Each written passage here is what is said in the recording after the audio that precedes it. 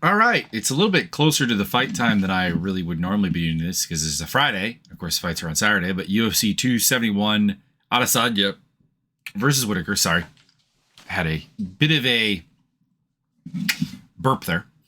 Obviously, this is a rematch of the fight that got Adesanya the belt when he defeated Robert Whittaker. I think a lot of people remember the Whittaker fight as being a lot more one-sided than it was. Obviously, it was a knockout in the second round, 3 minutes, 33 seconds. But Whittaker got a lot of good things done, and he's been definitely advancing his skill set and improving and becoming a more patient and a little bit more of a counter fighter than previously, because his type used to be pretty damn aggressive. Not stupid aggressive, not a brawler. Like, there was definitely a technical aspect to his game. There was counters at all times. There was patience at all times, but it's become a little bit more of a forefront thing than what we have seen in the past. And that makes this fight very, very interesting. I mean, the fact that there were competitive moments for both guys in the first fight, the fact that I do think Whittaker has improved in ways that directly impact this fight vis-a-vis the counter game and the patience, whereas I think Adesanya has been focusing more on aspects that led to the loss to Jan Blachowicz, which don't necessarily apply to Whittaker. Because, let's be honest, we've seen Izzy lose now. And we've seen what that looks like. The problem is that something Whittaker can do? Because with Blachowicz, obviously you had size, you had reach, particularly. Whittaker is only 6 feet tall. Only has do we have a reach measurement here? We do, 73.5-inch reach. So that's something that Jan had that obviously he doesn't have. And also Jan's game is very much based around range management via the jab and also punishing kicks, because Jan is very, very good at nullifying the effect of your kicks, but also punishing you for throwing them. So that's, again, not something Bobby Knuckles brings to the table necessarily in such a natural, high-level fashion. I guess what I'm saying here is that while I think this fight is much more competitive than some people think it is, I think Whittaker is making the right adjustments. I don't think Adesanya necessarily has been making adjustments to become better at beating Robert Whittaker, just better at beating people in general. Which is how you should do it. Well, you're the champion, of course. People are going to focus on you, whereas you have to focus on everybody. I am probably going to take Izzy Adesanya here. 3rd or 4th round TKO, KO. I just think that there's still too much depth to his striking game. He's incredibly good at punishing you in layers, adapting, getting things done. And if you can't make him uncomfortable at range, either by being as big as Jan or being as, for lack of a better word, scary as Yoel Romero, as explosive, that's a better word, because I never like using the fighters are scared mindset, because it doesn't make any sense. Because, I mean, they're fighters. Fear is definitely a thing. I'm not saying they're robots or anything, but I think the concept of fighters being scared is often overutilized. So I don't want to use the scared thing, but to have that vicious explosiveness, that fight ending in an instant factor that Yoel Romero has, or an Alex Pereira has, that's not something Bobby Knuckles has. So everything that kind of historically has been a problem for Izzy isn't really here. And unless Whittaker can implement a heavily wrestling game, I just don't see what his win looks like. I do see him having moments. I do see it being very competitive. But I just see Izzy being too deep a striker, too good at it, and eventually he'll pick up the win. Derrick Lewis versus Tai Tuivasa. It's an interesting fight. By the way, Adesanya is a pretty solid favorite in that fight, and in this next one, Derrick Lewis is a slight favorite. I'm seeing him at about -200. I gotta pick Derrick Lewis to beat Tai Tuivasa, and it's probably the only way we really generally see Lewis win. It'll probably be a knockout at some point. It's a weird one because I can definitely see very easily in my head that Tai Tuivasa could do something similar to what we saw Mark Hunt do to Derrick Lewis, which is just be tough enough that one shot's not going to thump you and outstrike, out volume, out combination, out footwork Lewis. These are all things that Tai Tuivasa probably can do. Also kick his legs, because, I mean, we saw Tuivasa absolutely light into Greg Hardy's legs, and Derrick Lewis does not defend leg kicks very well. But at the same time, Derrick Lewis is someone who has made a fool out of me a number of times when I've been like, oh, someone's going to finally get his number.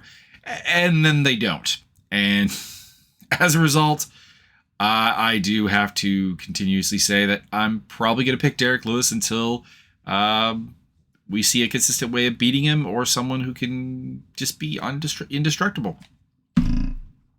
So Derrick Lewis in a very Derrick Lewis fight. Jared Cannonier, Derek Brunson. Ooh, this one does interest me. I'm a little surprised that Brunson is the underdog. So hint, hint. This is a possible bet situation. So there's a lot of unknowns coming into this fight. And there's a lot of unknowns coming into any fight, but there's a lot of specific unknowns in this fight. Jared Cannonier, since coming down to middleweight, has obviously been a force of nature, a freak, a destroyer of worlds, such physicality, such power. And I'm sort of on the opinion that some of that has, some of his success, excuse me, in things like the clinches, wrestling defense, being able to get back up off of bottom like he did against Jack Hermanson, is more to do with that physicality than it is to do with necessarily technique improvement. Not that he has not gotten better. I mean, man's at the MMA lab. His wrestling technique is going to get better. But I think that in Brunson, he's facing probably the best technical wrestler he's fought ever, quite possibly. And B, of course, this is a guy that fought at heavyweight in 205, so there's probably someone who just based on size is more this than Brunson, but is the explosive, strong, powerful wrestler that he hasn't sought. Because, I mean, the closest thing is like a Jack Hermanson, and Brunson on a physical level and probably a technical level too is just way better at wrestling than Hermanson is. He's also a pretty solid boxer, and since hooking up with the guys at Sanford MMA, he's looked very good. What is his winning streak standing at now? He's 38 years old, so there's always that chance that he's going to fall off a little bit. Although Cannonier is 37. Let's see here. 1, 2, 3, 4, 5 fights in a row. One in a row since losing to Izzy Adesanya. So anyways, I'm going to go with Brunson because, and this may be decided honestly by the first real wrestling scramble we see, because if Cannonier gets taken down, and I think he will, I think the question is not can Brunson take him down, it's can he keep him down. If Brunson takes him down and we get into a scramble and Cannonier just peels him off and gets back up at his feet, just powers out of it, just shows the brute strength to get out of it, Brunson is in for a very long day, or a very short day, possibly a very quick knockout. But I tend to think that Brunson's going to be able to put Cannonier on his back.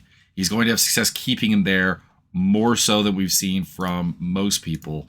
And we have seen in the past, and haven't seen this countered necessarily, that if you can put Jared Cannonier on his back and hold him there, you can neutralize him. You can make it happen. And I'm just thinking that Brunson can do that.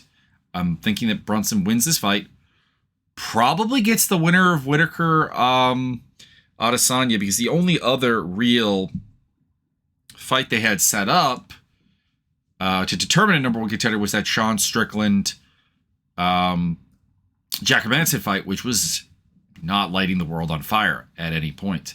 So I don't think that that's really going to come into play. Now, going full, down the rabbit hole. If Whittaker wins, do you set up Whittaker versus Vettori?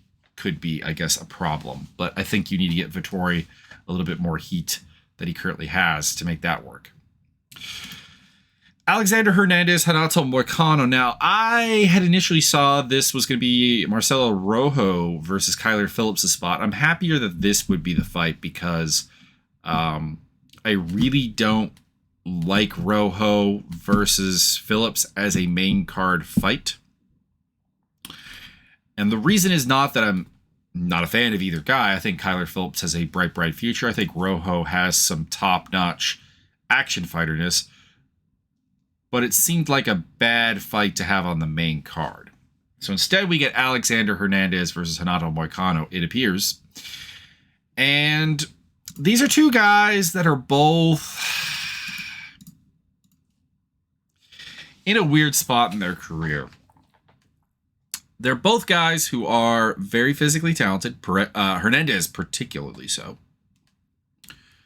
Moicano is still, I think, trying to adapt to being a 155er to a certain extent. He's been here a while. Let me see how many fights has he had at the weight class. Herbert, Fiziev, Hadzovic. I guess it's only 3. And he lost, of course, to Fiziev, and he was scared a number of times in the Herbert fight. But what he's adapting to is that at featherweight, I think he was used to having a pretty good reach advantage. I mean, he's 5'11". At featherweight, that's pretty tall. 72-inch reach is nothing tremendously tall, of course. But in this fight, he's at an equal reach. And I think he was very used to that being kind of like a safe haven for him, that kind of outside striking game, the low kick, the jab, which he was very, very good at. And that's kind of been taken away a little bit.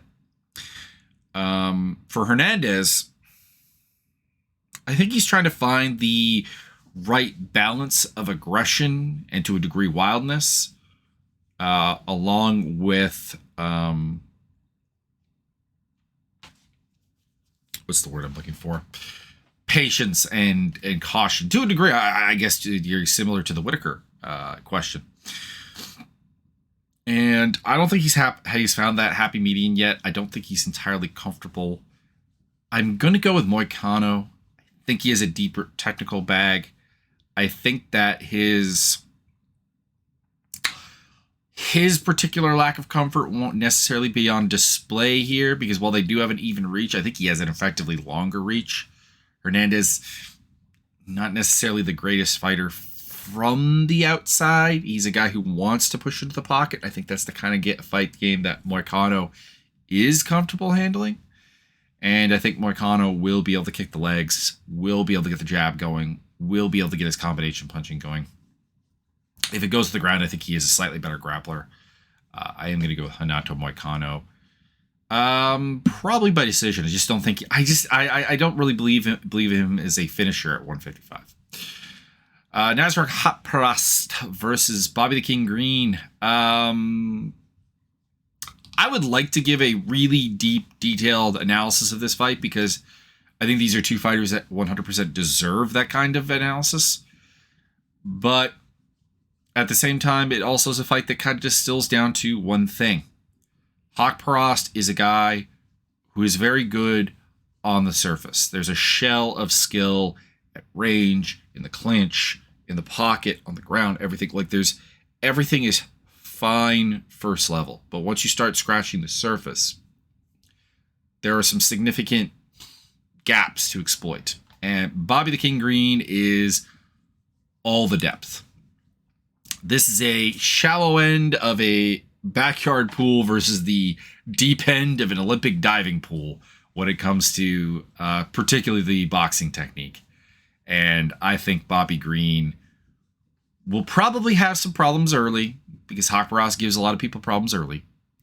But then he's going to start to basically kind of show off what he can do, the pocket punching combinations, the strength of his jab, the impossibility to out-wrestle him or out-clinch him. And eventually he is going to take control of the fight and win a decision. He's not a great finisher by any means, so I think it'll probably go that way. He is a slight favorite on the betting odds. I think he could stand to be larger. and Bobby Green has to be pretty solidly my pick.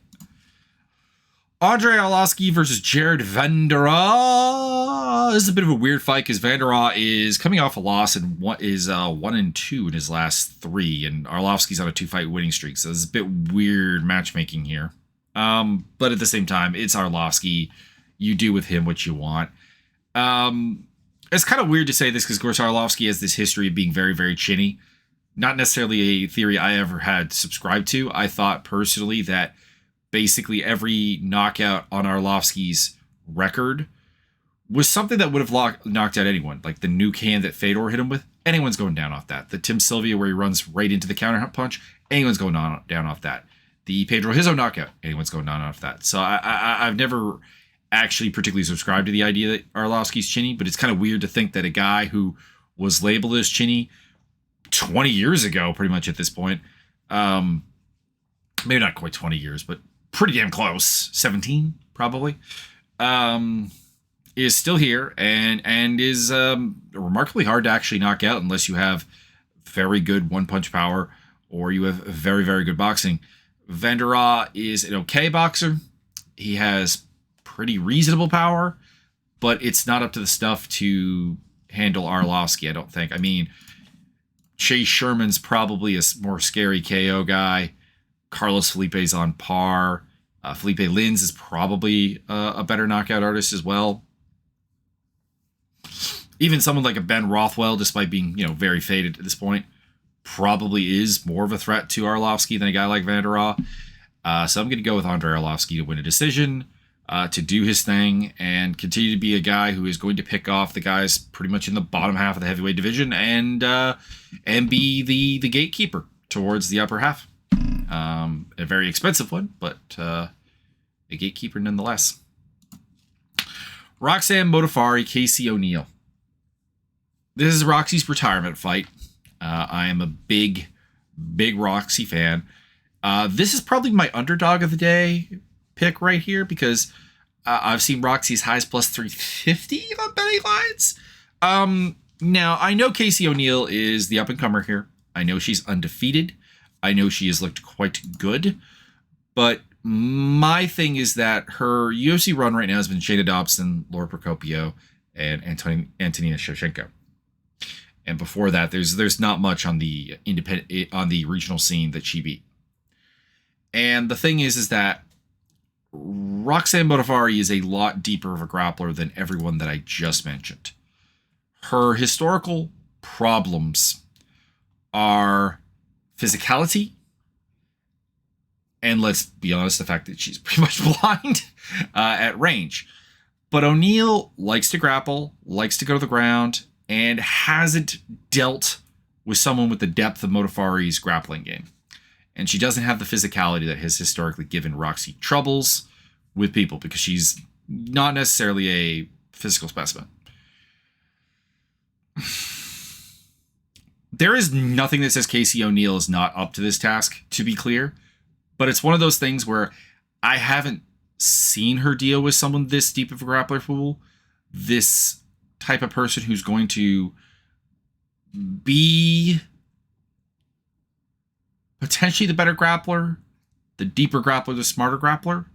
That's something she's not dealt with before.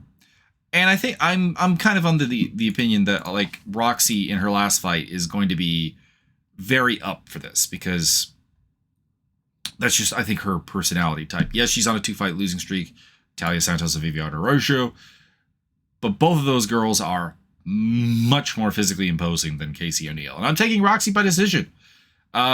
Take it with a grain of salt. Roxy is an absolute favorite of mine, has been for a long time. So there's definitely that to be said. But I do think this is a matchup that is not the type that she's historically lost. And I think she'll be ready for this one. But we'll see. Kyler Phillips versus Marcelo Rojo. I kind of already talked about this fight. Phillips, I think, has a bright future. Rojo is not one in the UFC. I think Rojo is an excellent... the word I am looking for right now is action fighter. Boom. I said it earlier. Why could I not get it now? He's got all the makings of a good action fighter, but Kyler Phillips has the physical and the technical makings of a guy who is going to be able to just handle his business. And that's why I got to go with Phillips here. Rojo is pretty easy to take down. He's hard to control, but I think Phillips can take him down. Might even be able to submit him because Rojo does have a couple of sub losses on his record. And I think on the feet, he'll probably be able to handle it because I think Rojo... the other thing is Rojo's coming down from featherweight. Usually when you cut down further, cardio becomes more of an issue. And the way that Holly and Paiva, the only person in the UFC to have beaten Kyler Phillips, beat him, was by just outlasting him. And that doesn't seem really like Rojo's game. But we'll find out. Maybe he'll come down and just be way more physically imposing. We'll find out, but I don't think so. Oh, Carlos Ulberg and Fabio Cherant.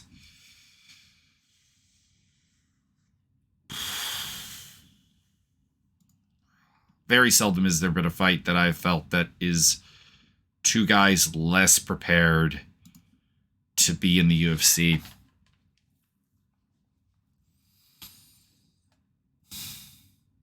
Like, I've actually been kind of surprised why 3-0 Ulberg ever got signed. Now 3-1, of course, losing to Kenichi Ichikuku. Cherant does ask some of the questions that Kennedy does. On a physical level, but not on a technical level. Ulberg can fake like he's a very confident fighter and is training out of City Kickboxing, which is very, very good gym. I'm going to go with Ulberg, but I have no real strong read on this one. We'll just go with Ulberg. Ronnie Lawrence versus Mana Martinez. I am going with Lawrence. He has a not super traditional game. He's a kicking wrestler, which is a bit weird. But Martinez, to my knowledge, is also like a karate guy, which is a bit weird. I'm going to go with Lawrence to probably break him down and get stronger as the fight goes on, take it over. But, I mean, this is a fun action fight. I like both of these guys on the UFC roster. I just also don't think either of them is particularly physically imposing. And that's the unfortunate thing, is that a lot of MMA is physical. You could do all the right things on a technical level and just not have the physical tools. And that kind of feels like the fate that both of these guys are in for eventually, but not against each other. I am taking Jake Malkoun over AJ Dodson. I mean, Dodson could be very interesting. He's been a finisher. He's been very explosive. He's been very powerful. But we saw Malkoun handle Razak Al Hassan, who kind of the same things can be said of, and just basically fuck him. And I think the same thing will probably happen here. There's just not anything that Dodson doesn't ask a question that Al Hassan didn't. I'm taking Douglas Silva de Andrade, who is underdog odds. Oh, I like that. I like that against Sergey Morozov. Douglas Andrade is a terrible fundamentals fighter because he learned how to fight by lifting cinder blocks and stuff in his backyard with his brother. It's like, it's a story that's been told a number of times. But, I mean, we're talking about a guy who has lost to Zubair Tukhugov, Rob Font, Peter Yan, and Laurent Murphy. That's his entire loss streak. And those are all super physically imposing guys, very technical, very, very good fighters. And Morozov is a good fighter, but Morozov is a good fighter in the sense that he is not super physically imposing. I've been using that a lot on this fight card. I feel like that's the entire, like not at the very top, but like from the third fight down to the bottom, like physicality has been such a topic of discussion. He does everything well, but I mean, I don't think he's deep enough or physical enough in any real regard to beat Andrade. And I'm very surprised that Andrade is the underdog here. I'm really surprised by that because, I mean, we're talking about a guy who has wins over Marlon Cheeto Vera. A very faded, but admittedly still, Renan Barao versus like Morozov, whose biggest win I want to say is like Khalib Taha, or maybe Josh Rettenhouse. But like, I don't know. That one I'm surprised by. I need to go find that line. Jeremiah Wells versus Blood Diamond. I do kind of like the whole nickname thing. Going with Jeremiah Wells, I don't really know why this fight got made. Wells is coming off a pretty big deal fight. Like, beating Warley Alves in your UFC debut is a hell of a thing. And I'm not really sure why he's getting Mike Mathetha. Mathetha? I don't know how to say his name. In his second fight here. A guy who's 3-0. Does have a decent kickboxing background. But I don't understand this fight. I don't get it. So yeah, Jeremiah Wells by knockout. William Knight, Maxime Grishim, the final fight, and actually a pretty interesting one. William Knight's career so far has been defined by physicality. We're back to that again. In the sense that there's not a lot of deep technical game going on for him. There's not a lot of although did he weigh? Holy oh shit. I'm seeing a 218 weigh-in here. Is this fight even happening? How is this fight happening? I'm looking for some weigh-in results. Yep, I see fighter misses weight by 12 pounds. That would be William Knight. This may change my thoughts on this matter. I try not to make... I try not to look at it too much. I'm surprised Matt Schnell rejected Alex Perez, by the way, after he came in 2 pounds over. Does that change my thoughts here at all? I don't want to wait. I don't want to make you guys wait for me to watch the video here. All right. So before the weight miss, I was going with Grisham the whole way because here's the thing: when William Knight fights people, he's almost always a technical mess that isn't really going to make people think about him in that regard, or confuse them or whatever. What does confuse people with him is that he is so strong. Like when he fought Alonzo Metafield, that fight could be summed up in how did Knight win by Metafield never came across someone he felt weaker than. Grisham is a guy who has fought a lot at heavyweight and against some really big, really strong dudes. And yes, he's lost some of them, but I don't think it mentally takes him out of it. He's not expecting to be the bigger, more physical guy. And that's the kind of difference between him and William Knight's previous opponents, because William Knight has fought largely a lot of dudes who are really, really physical, if you know what I mean, like Cody Brundage, Alexa Kamer, Alonzo Metafield, Fabio Charant. And the only guy he fought who was like more of a technician is the guy that beat him, Da Un Jung. And that is kind of the formulaic process here that I'm going with Grisham. Because while Grisham does not have Da Un Jung's style or control or range depth, he does have depth of skill. He does have that ability, and he does have that ability to, he doesn't have that expectation that he's going to be stronger. Most of his wins come at a physical discrepancy.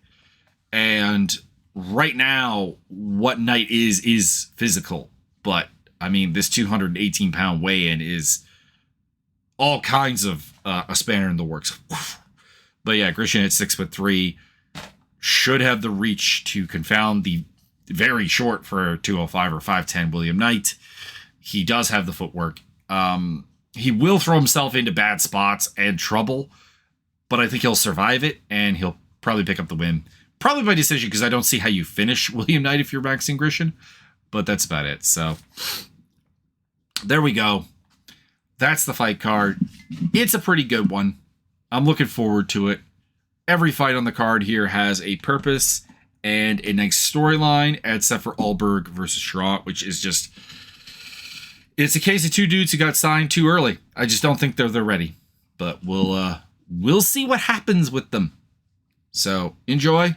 And 218. I still can't get over that. I found that out while recording this video.